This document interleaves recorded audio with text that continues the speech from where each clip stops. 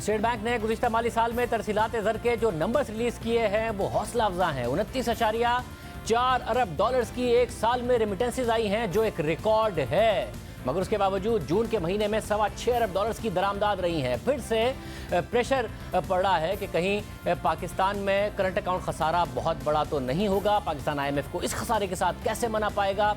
वज़ीर ख़जाना शौकत तरीन साहब हमारे साथ मौजूद हैं। बहुत सारे मईशत पर सवाल हैं, उनके सामने रखेंगे। तरीन साहब बहुत शुक्रिया। तरीन साहब 29.4 अरब डॉलर्स की रेमिटेंसेज बड़ी अच्छी खबर है, मगर जून के महीने में 6.25 अरब डॉलर्स की दरामदाद, उससे पहले मई में 632 मिलियन डॉलर का करंट अकाउंट खसारा। क्या हम एक दफ़ा फिर बहुत बड़े करंट अकाउंट खसारे की तरफ जा रहे हैं थोड़ी सी ग्रोथ आते ही? नहीं देखें, जो इंपोर्ट का बिल है उसमें एक बहुत बड़ा एलिमेंट जो है ऑयल प्राइसेस ऊपर गई हुई हैं और उसकी वजह से ऊपर जा रहा है ये। और बाकी हमारी जो है कोई मशीनरी वगैरह भी आ रही है, टर्फ वगैरह की। लेकिन ये नहीं है कि ये इससे बहुत ज़्यादा कम हो जाएगा। तो इंपोर्ट का बिल जो आपका है ये 5.5-6 बिलियन के दरमियान में रहना चाहिए, रहेगा अगर हमने ग्रोथ दिखाई। तो ये एक जो एक क्वेश्चन मार्क आता है कि क्या हमारा करंट अकाउंट क्या अब सरप्लस रहेगा। मेरा नहीं ख्याल कि हमारा करंट अकाउंट अगले साल सरप्लस में रहेगा, थोड़ा डेफिसिट में ज़रूर जाएगा, बट इतना जाएगा कि जो कि बिल्कुल हम उसको संभाल सकते हैं। दूसरी साइड पे हम लोगों ने जिस तरीके से इंसेंटिवाइज़ किया है एक्सपोर्ट्स वगैरह को, और फिर ये IT एक्सपोर्ट्स को, और फिर अब जो RDA जो भी है, RDA भी जो आ रहा है वो अभी 1.5 बिलियन तो आया है, लेकिन जो एक ही मार्केट से बहुत ज़्यादा आया है जो UAE की मार्केट है। तो हम अभी जाके इसको सही मार्केटिंग करेंगे पूरे गल्फ़ में, जिसमें सऊदी अरेबिया बहुत बड़ा है, और यूरोप और अमेरिका में। और वहाँ क्योंकि ये हिट करता है प्रोफेशनल्स को, तो प्रोफेशनल तो वहाँ हैं, तो उससे भी हमारा ख्याल तवक्को है 3-4 बिलियन वहाँ से आना चाहिए। और फिर FDI भी इस दफ़ा आपको पता है JCC जो है वो मीटिंग फ्राइडे को हो रही है, तो चाइना का CPEC भी वो एक्टिवेट होगा। तो इंशाल्लाह जो है हमारी इनफ्लोज जो हैं डॉलर की वो भी ज़्यादा होंगी। क्योंकि आपने FDI की बात की, मैं पहले उसी की बात कर लेता हूँ। 11 माह में 28% फॉरेन डायरेक्ट इन्वेस्टमेंट में कमी। पाकिस्तान की स्टॉक मार्केट भी बढ़ रही है, मगर आउटफ्लो ही देखा गया है एक लंबे अरसे से। कोविड के दौरान भी मईशत मनफी होने के बावजूद भारत में 100 अरब डॉलर से ज़्यादा की फॉरेन डायरेक्ट इन्वेस्टमेंट आई है। उनके जो रिजर्व्स हैं वो ऑल टाइम हाई पर पहुँच गए, तकरीबन 600 अरब डॉलर के करीब। पाकिस्तान में अब तो बिजली भी है, दहशतगर्दी भी नहीं है, क्यों उस हिसाब से FDI नहीं आ रहा है? बेटर मार्केटिंग, हमारी मार्केटिंग ही ठीक नहीं है। मतलब हमने इसको देखें, जो हमारा FDI है, हमारे पास इस वक्त तो सबसे बड़ा जो अपॉर्चुनिटी है वो हमारा चाइना है कि हम लोग उन्होंने हमें पैसे दिए, हमने इंफ्रास्ट्रक्चर बनाया है, स्पेशल इकोनॉमिक जोन बनाए। अब हमारा काम है उनके पास जाके बैठ जाना। उनकी जो कंपनियां रीलोकेट हो रही हैं, वियतनाम में हो रही हैं, म्यांमार में हो रही हैं, कंबोडिया में हो रही हैं, थाईलैंड वगैरह, उनको यहाँ भी लेके आना ना। वो क्या कर रहे हैं, वो सनसेट इंडस्ट्री को रीलोकेट कर रहे हैं, और उसमें टेक्सटाइल है, लेदर है, इस किस्म की कंपनीज़ हैं जो कि हमारे पास तो उसकी नो हाउ है।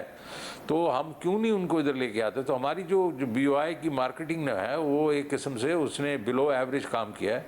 तो अभी वो चले गए हैं हमारे जो वो थे BOI चीफ, तो इसको रिवैम्प किया जाएगा। और CPEC जो है उसकी अथॉरिटी को भी जो है रिवैम्प करने की ये ज़रूरत है कि मार्केटिंग के लोग भी लाएँ।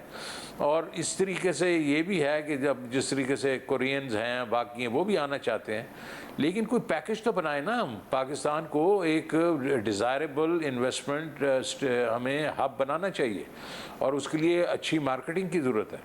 सब आप साथ में एक्सपोर्ट की बात करते हैं, IT एक्सपोर्ट्स की भी बात करते हैं, एक्सपोर्ट बढ़ाने की बात करते हैं, मगर बड़ी तवक्को थी कि टर्फ के तहत स्टेट बैंक ने सस्ते लोन्स दिए हैं तो पाकिस्तान में भी वैल्यू एडेड इंडस्ट्री में इन्वेस्टमेंट होगी जिस तरह बांग्लादेश में है। मगर टेक्सटाइल में जो इन्वेस्टमेंट हुई है उसका एक बहुत बड़ा हिस्सा फिर स्पिनिंग में हुआ है। हम फिर धागा बना के बेचते रहेंगे, वैल्यू एडिशन में उस तरीके से नहीं इन्वेस्टमेंट हो रही है। स्पिनिंग तो है, लेकिन देखिए हम तो ये कह रहे हैं कि हमने जो भी इंसेंटिव दिया है वो स्पिनिंग को नहीं दिया, हमने तो जो कपड़ा बना रहे हैं उसको भी नहीं दिया। हम तो उस वैल्यू एडिशन में जाके उनको जो इंसेंटिवाइज कर रहे हैं। तो ये इंशाल्लाह स्पिनिंग जो है वो कन्वर्ट होगी इनटू वैल्यू एडिशन, और मेरा ख्याल में ये हम टर्फ को भी ज़रा थोड़ा रिवाइज और करेंगे, क्योंकि ये बड़े बड़े कंपनीज ने ये टर्फ लिया है। अब चाहेंगे medium size companies and small जो मीडियम साइज़ कंपनीज जो हैं वो भी इसमें आएँ, ताकि ये एक वेल स्प्रेड आउट इन्वेस्टमेंट्स होनी चाहिए। लेकिन आपकी बात जो है वो आपकी बात में ये सही है कि इस वक्त स्पिनिंग में गए हैं, लेकिन मेरे ख्याल में वो बैक टू बैक अपनी वीविंग उसमें भी और वैल्यू एडिशन में भी इन्वेस्टमेंट कर रहे हैं। वैसे दरामदात की तरफ आते हुए अगर आप भी कह रहे हैं कि तेल की कीमतें बढ़ गई हैं, पाकिस्तान का एक बहुत बड़ा इंपोर्ट बिल है, एलएनजी की कीमतें बढ़ गई हैं। पिछले साल एक आइडियल मौका था, हुकूमत कहती ज़रूर रही, नदीम बाबर साहब, डॉक्टर रफ़ी शेख साहब के जी हम हेजिंग की तरफ सोच रहे हैं ताकि सस्ता ऑयल फ्यूचर के लिए हेज कर लें। एलएनजी का बड़े अच्छे मौके थे, हमें तो जो अपने लॉन्ग टर्म कॉन्ट्रैक्ट हैं उसका स्वाप मिल रहा था, नहीं किया। पिछले साल एक मौका ज़ाया किया जब कोविड बहुत ऊपर था, कीमतें बहुत नीचे थी, जो एक मौका मिल रहा था, आइडियल मौका। नहीं देखें शाहजेब, मैं तो आपको बताता हूँ कि मैं जब 2008 में और 9 में था तो आपको याद होगा कि ऑयल प्राइसेस जो हैं 144 से नीचे आई थी $27 पे। मैं मर गया था इनको कह के हैज करो। इनका ये जो हमारी यहाँ मिनिस्ट्री पेट्रोलियम हो या जहाँ भी हो, उनकी जो ब्यूरोक्रेसी है वो हैज से इस तरह डरते हैं जैसे कबा गुलेल से जाता है। उनका ख्याल ये होता है कि हम कोई पोजीशन ले लें और फ़र्ज़ करें उसके अगेंस्ट चली जाए। तो देखें ना, $27 पे जब आई थी तो उससे नीचे डाउन साइड रिस्क तो बहुत थोड़ा था ना। इसी तरीके से अभी जब पिछली साल 114 से नीचे 37 पे आए थे, तो बिल्कुल आपकी बात है, हेजिंग होनी चाहिए थी। तो ये हेजिंग के मतलब ये बिल्कुल इतने एवर्स हैं, और इनको कहा जाए तो कहते हैं हाँ जी हम देख रहे हैं, सोच रहे हैं, ये कर रहे हैं। तो हमें ये एक मैकेनिज़्म बनाना पड़ेगा कि एक हमारे एक इंस्टीट्यूशनल मैकेनिज़्म बनाना पड़ेगा कि हम इसको प्रोफेशनली डील करें। जब प्राइसेस ऊपर जाती हैं, नीचे जाती हैं, तो एक हमारा जो कोई डिपार्टमेंट होना चाहिए जो इस मिनिस्ट्री ऑफ एनर्जी के पास, जो इन चीज़ों को हेज करे और मतलब पाकिस्तान को फ़ायदा हो उसका। सब अब मगर अब मसला ये कि कीमतें बहुत बढ़ गई हैं, ऊपर से प्लानिंग का बड़ा फुकदान नज़र आया। फर्नेस ऑयल से अब भी बिजली बनी, अब नज़र आ रहा है कि शायद सितंबर अक्टूबर में भी बनेगी, क्योंकि उस वक्त बहुत महंगी एलएनजी मिल रही थी और कॉन्ट्रैक्ट मनसूख किए। तो आप तो बिजली की कीमतें बढ़ाने के खिलाफ हैं, जो IMF से पिछले वादा करके गए थे वो भी आपने नहीं किया। मगर जो फ्यूल एडजस्टमेंट के तहत कीमतें बढ़ेंगी, महंगाई का फिर बोझ आएगा सामने जब महंगे फर्नेस ऑयल से बिजली बन रही होगी। बिजली की कीमत तो हमारा ख्याल यही है कि हम जो अपना रास्ता लिया है कि हम बेसिकली जो हमारी पेमेंट्स हैं उनको एक्सटेंड करेंगे, और इंशाल्लाह बिजली की टैरिफ्स को बढ़ाना जो है हमारे लिए वो हम पॉलिसी डिसीजन है कि अब नहीं, अभी तक नहीं बढ़ाएंगे, इस साल में नहीं बढ़ाएंगे। तो फिस्कल ईयर की मैं बात कर रहा हूँ। लेकिन पेट्रोल अगर इससे ज़्यादा बढ़ गया तो फिर तो कुछ ना कुछ पास ऑन करना पड़ेगा, और उससे कुछ ना कुछ इन्फ्लेशन तो ज़रूर होगी। लेकिन शाहजेब आपको ये भी मालूम होगा कि हमारा इस वक्त बेस इफेक्ट आने वाला है आपके, जो क्योंकि पिछले साल जुलाई, अगस्त, सितंबर में प्राइसेस बढ़ी थी, तो आप देखेंगे कि हमारी प्राइसेस एक तो उस तरीके से कम होंगी। दूसरा ये है कि हम इंटरनेशनल प्राइसेस के साथ साथ चल रहे हैं, बिकॉज हम इंपोर्ट करें फूड हमारी फूड इन्फ्लेशन चल रही है। अब कितनी देर जो है इंटरनेशनल फूड प्राइसेस ऊपर रहेंगी, बिकॉज इस वक्त ये डेकेड की सबसे ज़्यादा लेवल है, और अब ये चांसेस हैं कि ये अब ब्रेक होगा ये, और ये नीचे आनी शुरू करेंगी। तो हमारी फूड प्राइसेस जब नीचे आएंगी तो वो इस चीज़ को अकोमोडेट करेंगी। मगर जो ऑयल प्राइसेस का मामला है वो सिर्फ बैनुल-अक़वामी कीमतें मुंतकिल करने का नहीं है ना। आपने तो 610 अरब रुपए का PDL जमा करना है। आपको तवक्को थी कि ईरान के मामला तय पाएंगे अमेरिका के साथ तो शायद कीमतें नीचे आएंगी, मगर वो तो जो ओपेक ममालिक हैं उनके दरमियान इख्तलाफात पैदा हो गए, मुत्तहिदा अरब अमारात और सऊदी अरब में इख्तलाफात हो गए, तो कीमतें ऊपर हैं और नीचे आने की तवक्को भी कम है। तो आप 610 अरब रुपए का PDL अगर आपने जमा करना है तो उसके लिए आपको मुंतकिल करेंगे आप? अभी इस वक्त तो हम इजाफा नहीं करेंगे। बाय द वे, मैं तो ये देखें, मेरा तो अपना एक ईमान है कि हमने नियत की हुई है कि यार हमारे गरीब आदमी को बोझ ना पड़े। तो मुझे तो लगता है कि ये आपस में प्राइस वॉर होगी, क्योंकि अभी इस वक्त जो ओपेक के ऊपर एग्रीमेंट नहीं हुआ, तो तकरीबन $78-79 से नीचे 72-73 पे आ चुकी है, और ये ज़रा सा एक और झटका लगा तो ये प्राइस नीचे जा सकती है, क्योंकि इनकी प्राइस वॉर शुरू हो गई। तो हम उस वक्त फ़ायदा उठाएंगे। अभी इस वक्त जो है वो हम बोझ नहीं डालेंगे अपने अवाम पे। मतलब अगर आपने जिम्मेदारी ली कि सितंबर में अगर दोबारा आईएमएफ के पास हम जाते हैं, क्योंकि आप आईएमएफ के प्रोग्राम से निकलना भी नहीं चाहते, हमारी जो ट्रेड डिफिसिट है उसके तहत शायद हमें आईएमएफ की ज़रूरत भी रहेगी, तो मनाएंगे कैसे कि जी हम रेवेन्यू का टारगेट भी पूरा करेंगे, डेफिसिट का टारगेट भी पूरा करेंगे, पीडीएल के तहत कीमत भी नहीं बढ़ाएंगे, बिजली की कीमतें भी नहीं बढ़ाएंगे, कैसे मनाएंगे उन्हें? जी देखें, जो आपकी पीडीएल है ना, इसकी ऑफसेटिंग हमारे पास और रेवेन्यूज़ हैं, बिकॉज ये तो नॉन एफबीआर रेवेन्यूज़ है ना, तो और हमारे पास रेवेन्यूज़ हैं जो हमने रखे हुए हैं। तो उससे पीडीएल अगर 600 बिलियन पे नहीं जाता तो हमारे पास वो हम उनको डेमोन्स्ट्रेट कर देंगे। और दूसरा ये है कि हमारे इस वक्त जो मुझे जो खबर, अभी तो खैर हमारे कोई 12-13 दिन ही हुए हैं, लेकिन माशाल्लाह हमारे जो एफबीआर के रेवेन्यूज़ भी आर ट्रैकिंग अपवर्ड्स, और वो उसमें भी आप देखेंगे गुंजाइश होगी, हम उनको दिखा सकेंगे कि हमने जो रास्ता लिया है वो बिल्कुल ठीक रास्ता है, कि पिरामिडिंग नहीं करेंगे, लेकिन हम बेसिकली बेस को अपना बढ़ाएंगे और उसकी वजह से हम रेवेन्यू ज़्यादा लेके आएंगे। मगर आप खुद भी एफबीआर के जो 4,732 उन्होंने जमा किए उससे मुतमईन है, क्योंकि पहले टारगेट 4,963 अरब था, 2.1% की जीडीपी तरक्की और 6.5% की इन्फ्लेशन के साथ था और कम इंपोर्ट्स के साथ था। अब इन्फ्लेशन 8.9%, जीडीपी तरक्की 3.94% और इंपोर्ट्स भी ज़्यादा, जिससे रेवेन्यू ज़्यादा इकट्ठे हुए। तो उन्हें 4,900 से ऊपर आपके ख्याल में इकट्ठे करने चाहिए थे, 800 से ऊपर, या आप मुतमईन है कि ठीक इकट्ठा गया? बिल्कुल जा सकते थे, लेकिन मेरे ख्याल में देखें उन्होंने आखिरी, क्योंकि ये मोमेंटम था, तो आई थिंक आखिरी 8-10 दिनों में, 15 दिनों के बीच में जितनी मेहनत करनी चाहिए थी वो नहीं की, क्योंकि उनको ख्याल था कि 4700 तो वैसे ही हो जाएगा। तो लेकिन अब वो मैंने इसमें इन पे ज़ोर डाला हुआ है, और ये कमेटी जो बनाई हुई है हमने, ये ब्रॉडनिंग की और रिटेल साइड की, वो मैं ख़ुद चेयर कर रहा हूँ और हर हफ्ते मैं मीटिंग्स ले रहा हूँ।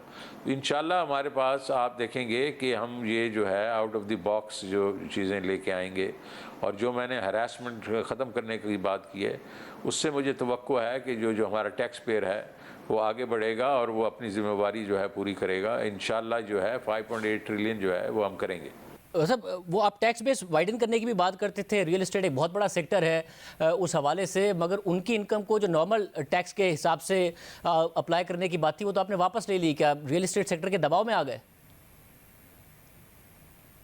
नहीं, इतना तो ऐसी तो कोई बात नहीं है। देखें, रियल एस्टेट को हमने सिर्फ ये कैपिटल गेंस जो हैं, उनके जो रीट के कैपिटल गेंस हैं, उनको हमने रीट को बढ़ावा देने के लिए उसको 25 से 15 किया है। बाकी जो है 29% हमने था, 29 को 20 किया है सिर्फ, और बाकी तो कोई चेंजेस नहीं की।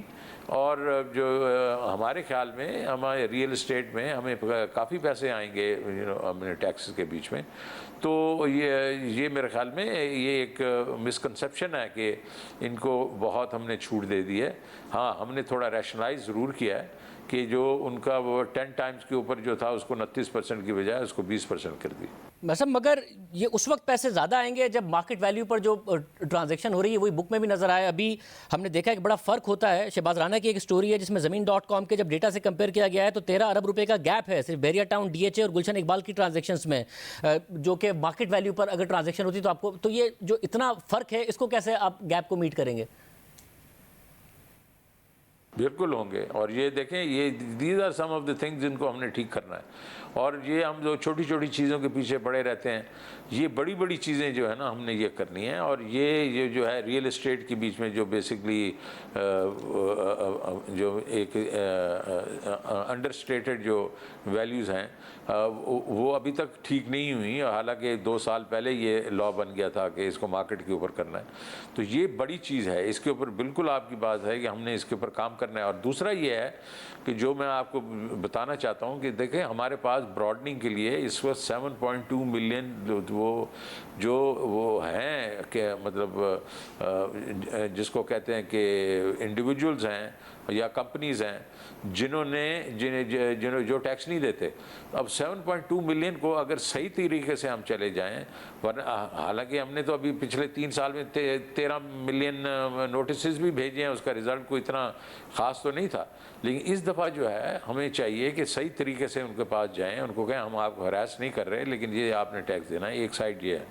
दूसरी साइड पे हमारा रिटेल सेक्टर शाहज़ाब में है, ये इज़ 18 ट्रिलियन रुपीस, 18 ट्रिलियन का रिटेल सेक्टर है और सिर्फ हम कैप्चर करते हैं 3.5 ट्रिलियन, 3.5 ट्रिलियन, 1/6 ऑलमोस्ट हम सिर्फ कैप्चर कर रहे हैं और उससे सिर्फ 150 बिलियन बना रहे हैं। तो उसके ऊपर जब हम एक्सपेंशन करेंगे पॉस मशीनों के थ्रू और ऑटोमेशन के थ्रू, तो और फिर ट्रैक एंड ट्रेस ये अभी इंशाल्लाह वो आ जाएगा, तो हम काफ़ी उसमें एक ऐसी जो हैं प्रोडक्ट्स हैं जिसको हम ट्रैक एंड ट्रेस करेंगे। और फिर हम ये कर रहे हैं कि सप्लायर चेन जो है उसको हम ट्रैक करने की कोशिश कर रहे हैं, लिंक करने की कोशिश कर रहे हैं फ्रॉम वेयर द मैन्युफैक्चरिंग शुरू होती है टू द रिटेल। और वो जितनी जितनी लाइंस हैं, बड़ी बड़ी लाइंस हैं, वो हमने अगर पहले सिर्फ मल्टीनेशनल से ही FMCG से भी पकड़ना शुरू कर दिया तो वो भी कंसिडरेबल अमाउंट है। सो काफ़ी चीज़ें, काफ़ी काम हो रहा है इसमें। अच्छा, मगर मुझे ये बताएगा कि क्योंकि इंपोर्ट आपके लिए मसला है, अब और ज़ाहिर है जो वीट है उसके आउटपुट पर पहले ही सवालात उठाए जा रहे हैं। जब 27.3 मिलियन टन का आउटपुट आया है, पैदावार हुई है, 3.8 मिलियन टन का अगर स्टॉक मौजूद है, तो पाकिस्तान की ज़रूरत से ज़्यादा हमारे पास गंदम मौजूद है। अब 3 मिलियन टन इंपोर्ट क्यों करने जा रहे हैं जब पहले ही दरामदी हमारे ऊपर प्रेशर है, अगर हमारे पास इतनी सारी गंदम मौजूद है और इतनी बड़ी पैदावार हुई है? शाहज़ाब इस पर रिस्क नहीं ले सकते। देखें हमारे पास 27.3 मिलियन टन की प्रोडक्शन हुई है, हमारी जो डिमांड है वो 29.5 है, क्योंकि उसको अफगानिस्तान वगैरह मिला लें, हम ऑलरेडी 2 मिलियन टन शॉर्ट हैं। तो उसके ऊपर मतलब हमने कुछ थोड़े स्ट्रेटेजिक रिज़र्व, थोड़ा हमारा कैरी ओवर भी होगा, स्टॉक है, लेकिन मैं चाहता हूं कि ये अब हम अपने जो स्ट्रेटेजिक रिज़र्व बिल्ड करना शुरू करें। आप देखें ना, जब पीपल्स पार्टी की हुकूमत छोड़ के गई थी, ये मैंने शुरू किए थे 2009 में, मैंने स्ट्रेटेजिक रिज़र्व बनाने शुरू किए थे। वो जब नून लीग आई थी तो उनके पास 4.5 मिलियन टन पड़ा हुआ था। उन्होंने अगले 5 साल मज़े से गुजार दिए, आहिस्ता आहिस्ता उसको खाते रहे। लेकिन जिस वक्त देखें और उन्होंने प्राइस भी नहीं बढ़ाई। ये अभी हमें ये फार्मर का भी ख्याल रखना चाहिए। और कमोडिटी ये ऐसी है, इतनी सेंसिटिव कमोडिटी है, इस पर हम रिस्क नहीं ले सकते। तो मैं चाहता हूँ कि over a period of the next few years ये स्ट्रेटेजिक रिजर्व हमारे 5 मिलियन टन होने चाहिए। इस दफ़ा तो अगर हम करेंगे तो 1 से 1.5-2 मिलियन टन सिर्फ स्ट्रेटेजिक रिजर्व रह जाएंगे, बाकी तो हम कंज्यूम कर जाएंगे। मतलब मगर आप चीनी भी इंपोर्ट करने जा रहे हैं 1 लाख टन, हालांकि 1.5 मिलियन टन का तकरीबन स्टॉक मौजूद है शुगर मिल मालिकान के पास, जो कि अगले क्रशिंग सीजन तक के लिए काफ़ी है, मगर उसके बावजूद कीमतें भी बढ़ाए जा रहे हैं, उस तरीके से इंटरवेंशन भी नहीं हो रही। इस हवाले से आप क्या करेंगे? इनको रेगुलेट करेंगे या दरामद करेंगे, क्या करेंगे? नहीं, इनको भी रेगुलेट किया जाएगा, लेकिन हम भी और भी करेंगे। देखें, जब मार्केट को ये पता होता है ना कि इनके पास स्ट्रेटेजिक रिजर्व पड़े हैं और ये फ्लड कर सकते हैं मार्केट को, फिर वो इंसान के बच्चे बनते हैं।